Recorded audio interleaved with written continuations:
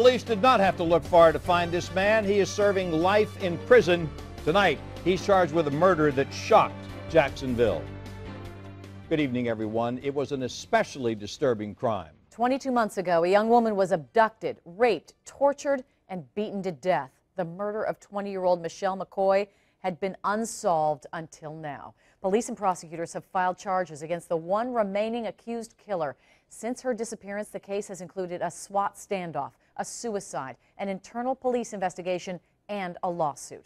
Channel 4's Emily Turner has been on this story since McCoy was first reported missing. She's joining us now live with the twists and turns this case has taken. Emily? Good evening, Mary. You know, there are so many dots that the investigators in this case had to connect, all the way starting in December of 2010 until today, when that final dot was connected. There have been a number of different suspects and a number of different tragedies involved in this entire case.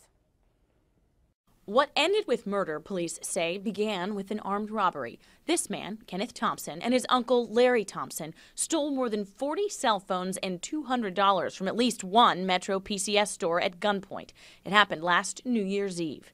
Somehow, Michelle McCoy got one of those phones, and just 10 days after the crime, McCoy went missing. The last call she took was from Kenneth Thompson, and 11 minutes after she walked out her front door, Edmund Hay called in her kidnapping to 911. My parents been kidnapped right now.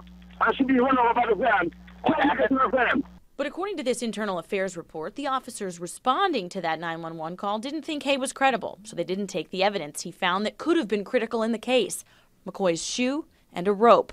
Within the hour, autopsy reports show McCoy was dead, and that mistake by police spurred an internal investigation and a policy change in response to missing persons. Like, if somebody's sitting here giving you evidence, why wouldn't you take it serious? Because that's just not right. February 3rd, McCoy's body was found. The autopsy report shows she died from crushing blunt force trauma, including injuries to the face, neck, and head. Her body had been badly burned after she died. Eventually, police called on the public to help locate McCoy's killer, which put them onto this man, 52-year-old Larry Thompson.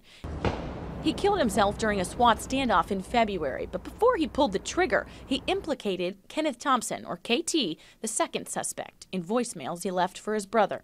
I didn't kill her, and all dude. I messed her.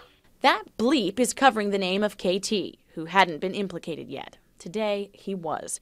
The state attorney wouldn't say what, 19 months later, allowed them to finally charge Thompson, but did issue this statement, quote, "The investigation into Michelle McCoy's death has been exhaustive. We worked tirelessly with the Jacksonville Sheriff's Office Homicide Unit to put the pieces of this puzzle together."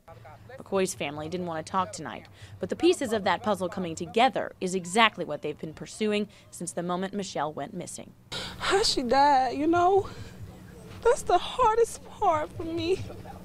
You know, we all live to go one day, but the way that she left here, it wasn't supposed to happen like that. And Kenneth Thompson is already serving a life sentence for that Metro PCS armed robbery. But we still wanted to know why the state attorney's office is charging him with murder now. And here's what our crime analyst had to say. It could be that there was a missing link that investigators were waiting on to piece together. May have been someone that they needed to talk with that they couldn't locate. There are all types of possibilities. Or since he was arrested, charged, and convicted and sentenced in prison, in state prison, he could have easily been talking with another inmate. But again, the state attorney's office at this point isn't commenting any further on what led them to press those charges at this point. Tom?